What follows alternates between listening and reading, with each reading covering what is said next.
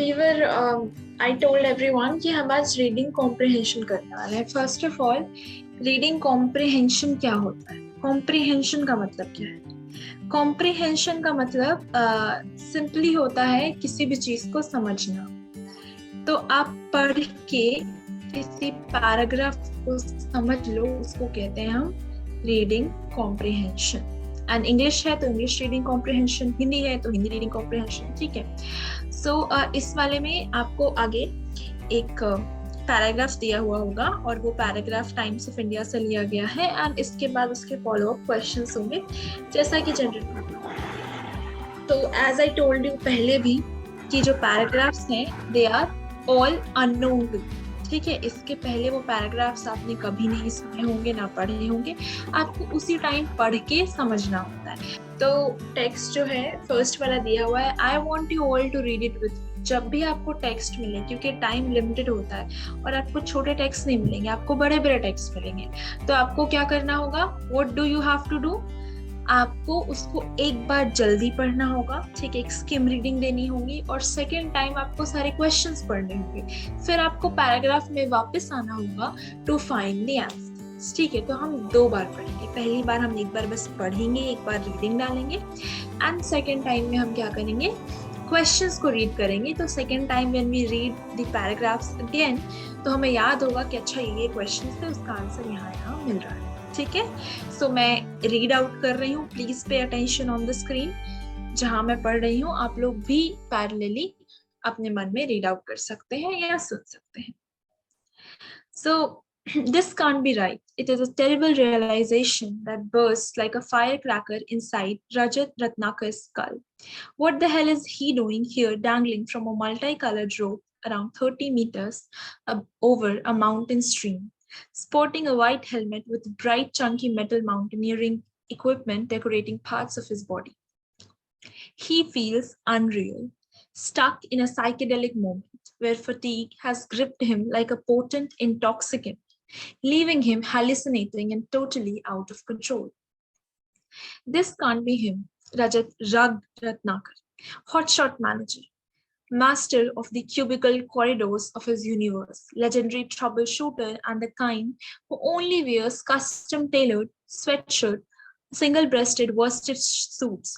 But here he is, miserable and defeated, wriggling in a sweatshirt under a grey sky with a bone-chilling wind flapping around his track cocktail circuit. This is a training program. For God's sake, an asinine training program that puts his life at risk to make him better at his job. The hell is this going to help me? He shouts out of the clouds. That's easily answered. Ask any number of companies in corporate India: Motorola, Reckitt Coleman, Tata Lucent, Larsen and Toubro, Maruti Udyog Limited, American Express, Siemens, Citibank, and then they will tell you how the huge outdoors has become their latest training laboratory. Corporate life has seen the future, and it lies in the experiencing cathartic encounters in the wild.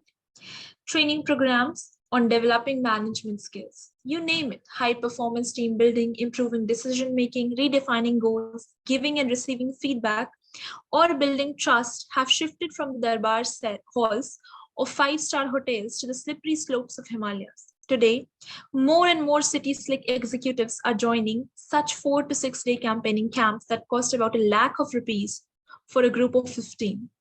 Training involves clambering over 100 feet rock faces, swirling around in white water rapids, or following a crude handmade map through thick forest with a rucksack on their back. Ask them and they'll tell you, wide-eyed, they are risking their lives in a manner of speaking to sharpen managerial skills. Everybody's wizened up to the outdoor training. It's catching on like a forest fire, simply because it provides lasting results, says P.K. Sarangi, an HRD consultant. Why outdoors? For one big thing, the outdoors can be manipulated. You can twist it around to simulate an environment of uncertainty, of cutthroat competitiveness, and in your face, experiences of emotional intensity, right? Font clear है ना? जो दिख रहा है screen पे वो clear है सबको? Why outdoors? For one big thing, the outdoors can be manipulated. You can twist it around to simulate an environment of uncertainty, of cutthroat competitiveness, and in your face, experiences of emotional intensity that can send you reeling, just like back home in a high performance job, says Bhupen Srivastava, an organizational behavior consultant at the International Management Institute, Delhi. By adding risk or raising the stakes, one gets spontaneous responses to real problems, not the contrived ones you get in a classroom solution. Out there in the open, there are no parameters, no constraints, no distractions, just an all-pervasive, raw, and writhing sense of experience. The trick is to take that experience, process it, and facilitate some kind of learning that the executive can link with his office environment, explains Srivastava. Add to that a natural process of bonding, the process of making team which stay in close proximity for 24 hours a day, an entire week. Sharing intense experience facilitates a brotherhood. It's like life under a huge magnifying glass. Suddenly you feel you have known these guys all your life. Their responses to situations become predictable, and every action goes through a close scrutiny and criticism. Besides the outdoors, experts believe help in self-growth, says Rekha Bharadwaj, a behavioral consultant and HRD manager in Bhel. It helps you confront your fears and self-imposed limitations. She's seen it work all the time. A manager who gets vertigo just jumping over his garden gate suddenly starts believing that Everest isn't unachievable after scrambling up a 100-feet rock face. Of course, rock climbing is just used as a symbol. Behavioral experts link such self-imposed limits with office situations. How often do we in office refuse particular tasks saying, I can't handle it, asks Bharadwaj.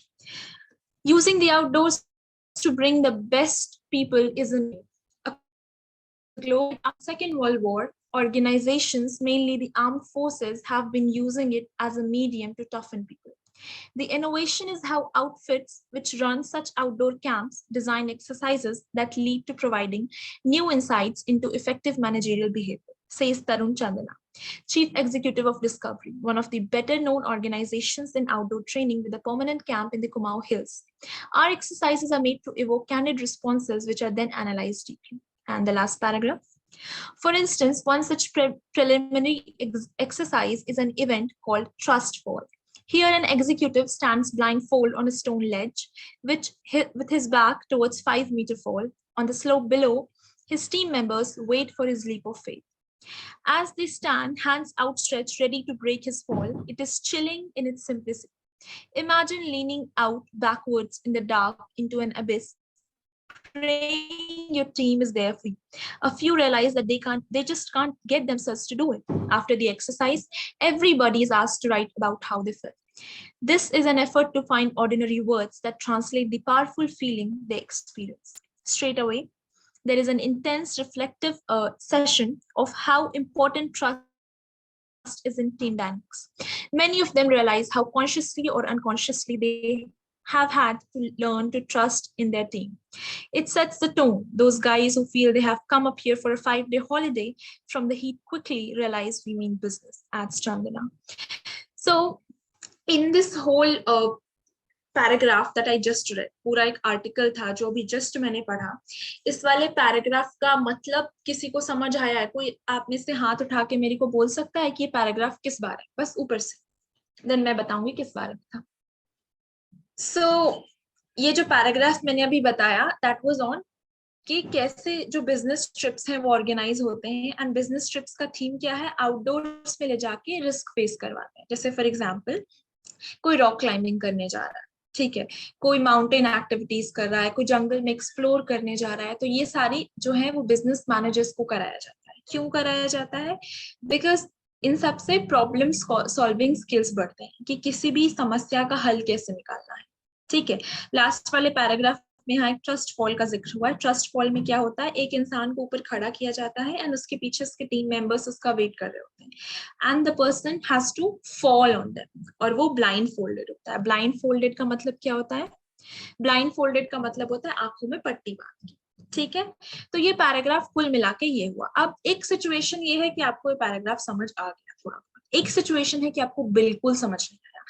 अगर बिल्कुल भी नहीं समझ आया है तब भी you can solve this, ठीक है। ये कॉम्प्रिहेंशन स्किल्स का यही होता है।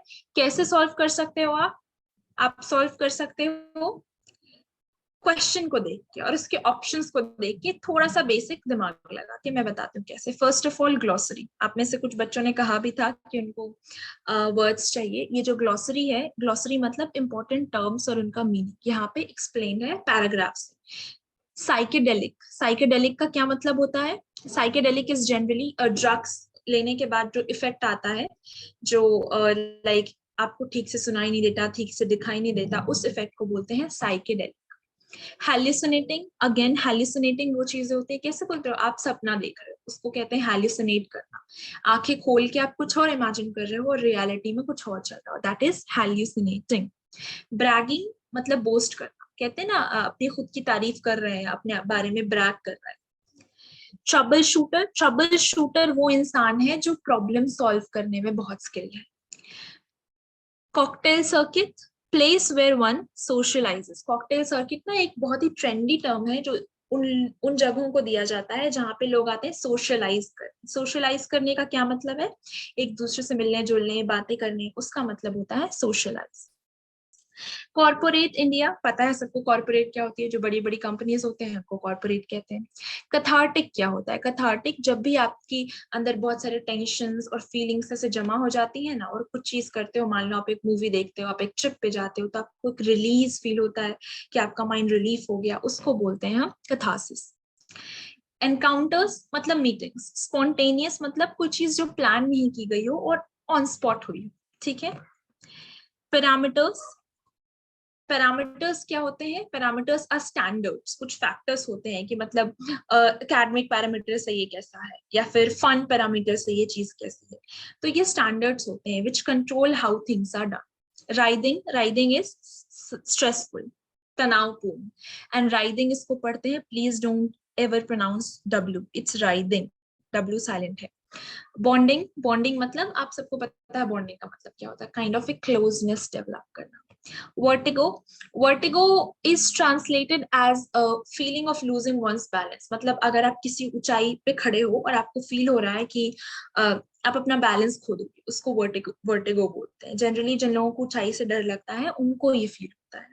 कैंडिड, कैंडिड मतलब फ्रैंक, बिल्कुल बोल्ड, जो भी बोलना है वो बोल दिया। चिलिंग, फ्राइटनिंग, फ्राइटनिंग मतलब डराने वाला। अबिस, अबिस मतलब a hole so deep that it seems to have no bottom, bottom. कई बार अगर आप ऐसी कोई गुफा वगैरह देखोगे जिसका आपको किनारा नहीं दिख रहा, तो आप कह सकते हो कि it looks like an Abish, मतलब कोई छेद है या फिर कोई जगह है जो इतनी गहरी है कि आपको उसका अंत दिखाई नहीं दे रहा, दूसरे साइड वाला। रिफ्लेक्टिव, रिफ्लेक्टिव मतलब थॉट प्रोवोकिंग। आपको इन सब के मतलब पता है अब जाके, क्योंकि आपने ग्लोसरी से पढ़ ली। पैराग्राफ में ये सारे वर्ड्स यूज किए, तो एटलीस्ट थोड़ी अंडरस्टैंडिंग तो डेवलप हुई अब आपकी पैराग्राफ की, राइट? मैंने भी एक ओवरव्यू दिया, फिर ये वर्ड्स पढ़े हमने। अब यहाँ पे प्रोग्रेस के लिए 5 क्वेश्चंस, ठीक है। 5 क्वेश्चंस हैं। First, in the first paragraph we have the description of. अब यहाँ पे ये देखो, फर्स्ट पैराग्राफ में किस चीज का डिस्क्रिप्शन था? द ड्रीम और फैंटेसी ऑफ एन एग्जीक्यूटिव, किसी की ड्रीम का था क्या, ये कोई सपना था? आपको पूरा पढ़ने की भी जरूरत नहीं है, यू कैन एक्चुअली, अगर आपके पास टाइम कम हो, आप थोड़ा थोड़ा पढ़ के आप पता लगा सकते हो कि ये किस बारे में। द एग्जॉटिक हॉलिडे, हॉलिडे था ये? नहीं, हॉलिडे नहीं था। आपको पता है फैंटेसी थी या ड्रीम था, सपना नहीं था, नहीं था। The punishment meted out, it was neither in punishment, क्या था ये? Training programme. अब आप ट्रेनिंग प्रोग्राम पे क्यों क्लिक करोगे? आपको इमेजिन करो आपने पूरा नहीं, आपने पूरा पढ़ा पर आपको कुछ समझ नहीं आया, बट स्टिल यहाँ पे जब आप ये क्वेश्चन कर रहे हो तो आप यहाँ पे ओपन एयर ट्रेनिंग प्रोग्राम पे क्लिक करोगे। क्यों? क्योंकि यही वर्ड जो है वो पैराग्राफ में बार बार आया है, और आपको समझ आए चाहे नहीं आए, आप समझ जाओ कि ये एक ओपन एयर ट्रेनिंग प्रोग्राम के बारे में जिक्र हो रहा है, अगेन फॉर बिजनेस मैनेजर्स, क्योंकि इसके बारे में भी पैराग्राफ में 2-3 जगह लिखा हुआ है। मतलब मत जानो, कम से कम लिखा हुआ तो पढ़ सकते हो ना, कि 2-3 जगह लिखा हुआ है, तो वहां से you can pick this out, तब आप समझ जाओगे कि ये D option is correct. Executives go in for cathartic encounters in the wild because. अब देखो ये सेम लाइन इस पैराग्राफ में ऊपर है, मैं बताती हूँ कहाँ है। here in second paragraph, second या third में कहीं तो हमने पढ़ी थी, right? हाँ, this one. They are risking their lives in a manner of speaking to sharpen managerial skills. ये लाइन आप देख रहे हो? This line. Developing management skills, high performance, team building. ये सब words जब आप देख रहे हो, आपको इससे क्या पता चलता है कि management skills develop करने की बात करी जाती है, right? आप नीचे जाओ वापस to the question. Where is the question? Yeah. नीचे आपने क्वेश्चन देखा, अमेरिकन बिजनेस स्कूल्स की बात हो रही है? नहीं. इट हेल्प्स टू होन मतलब इंप्रूव करना their managerial skills. Of course managerial skills की बात करी जा रही है पूरे में, तो आप आराम से you can tick at this one. ठीक है. Training programmes for managers are being organised out of doors because. क्यों आउटडोर ऑर्गेनाइज करते हैं? इसका भी सीधा आंसर है पैराग्राफ में. Come back to third paragraph. Why outdoors? लिखा है ना यहाँ पे, why outdoors? For one thing, the outdoors can be manipulated. इस तरीके से आपको पैराग्राफ के बीच में से आंसर ढूंढना. आपने एक बार पढ़ लिया तो आपको समझ आ गया ना कि कौन सा वर्ड कहाँ पे है. फिर आप वापस जाओगे तो आपको क्लियर हो जाएगा. तो why outdoors से this one.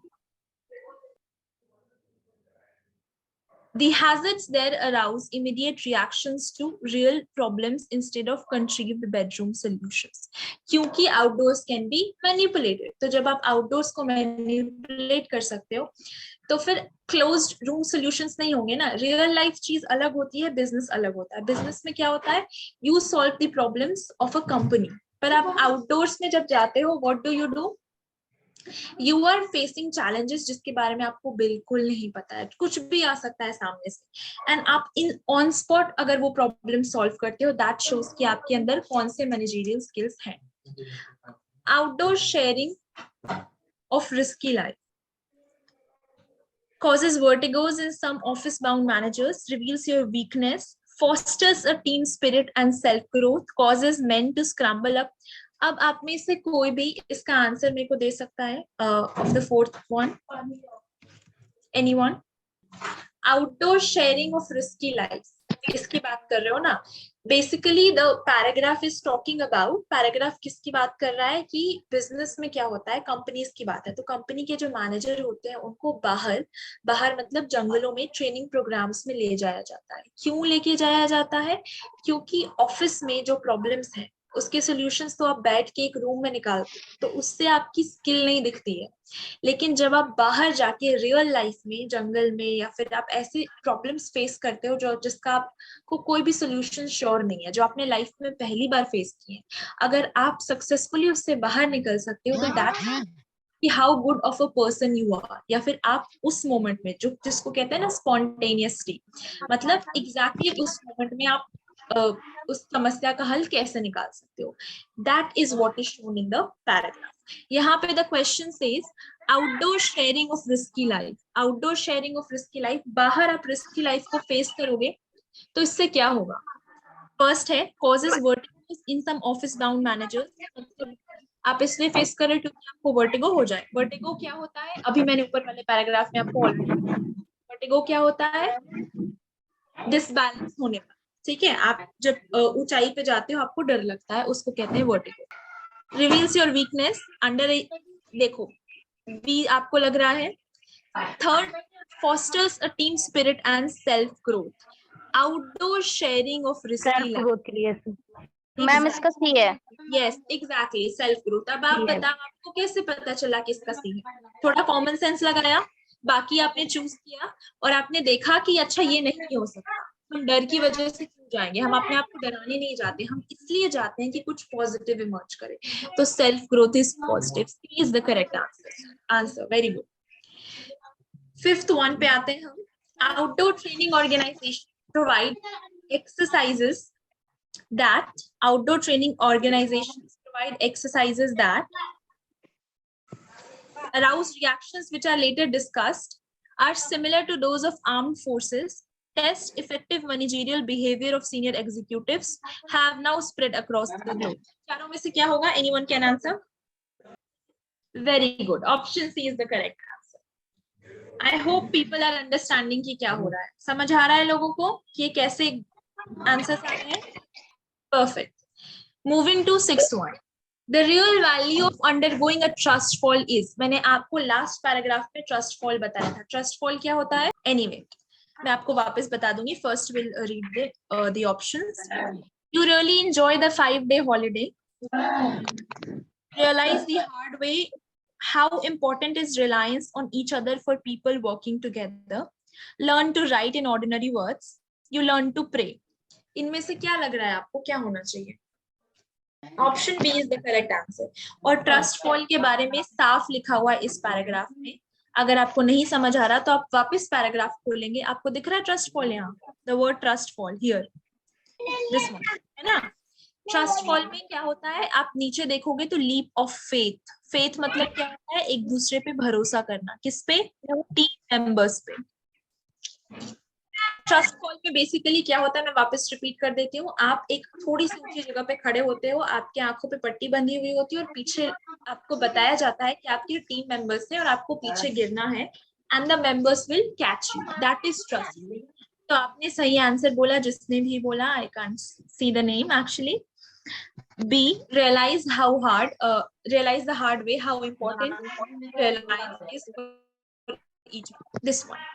आगे की अगर आप देखें तो वोकैबुलरी सेक्शन है जहां पे आपको ऐसे वर्ड्स दिए रहेंगे और फ्रेजेस दिए रहेंगे और इसके मतलब के हिसाब से आपको ये मैच. हम ये वाला भी करेंगे, गैप फिल करने वाला भी करेंगे, और इसके बाद एडिटिंग का भी एक पोर्शन है. सब इसी से अटैच. जो वोकैबुलरी हमने पढ़ी है, जो पैराग्राफ पढ़ा है, इनफैक्ट ग्रामर भी है. कल मैं मेरे पास टेंसेस एक पढ़ा. सब्जेक्ट नहीं है, बट मेरे को ना इंग्लिश मतलब उसको सीखने के लिए मैं क्लासेस हाँ लेती हाँ, हूँ. मैं आप पे भी आती हैं. ऐसे ऐसे लोगों पे भी आऊंगी जिसका सब्जेक्ट नहीं है और वो सीखने के लिए आ रहे हैं. फिलहाल since our time is up, मैंने फर्स्ट वाला करा दिया है और बाकी के जो क्वेश्चन है नीचे वाले वोकैबुलरी के, वो हम बाद में